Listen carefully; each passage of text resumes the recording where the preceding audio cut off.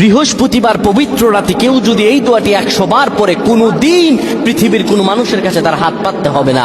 পৃথিবীর সবকিছু তার পায়ের নিচে আল্লাহ হাজির করে দিবেন। দারিদ্রতা থেকে মুক্তি দান করবেন, বিপদ আপদ থেকে মুক্তি দান করবেন, তার সম্মানকে সুউচ্চতা দান করবেন, অসুস্থতা থেকে দূরে রাখবেন। আল্লাহর অশেষ দয়া ও রহম তাকে দান করে দিবেন। সুবহানাল্লাহ।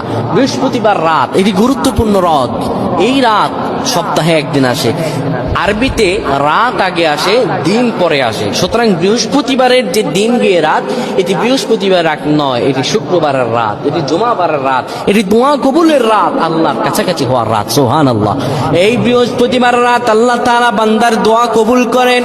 কেউ যদি বৃহস্পতিবার রাতে ঈশা নামাজের পরে পবিত্র হয়ে ইয়া হাইয়ু ইয়া হাইয়ু ইয়া হাইয়ু ইয়া রফিয়ু ইয়া রফিয়ু ইয়া রফিয়ু এই দোয়াগুলো পড়তে পারে 100 বার, আল্লাহ রাব্বুল আলামিন তার মর্যাদা বৃদ্ধি করে দিবেন।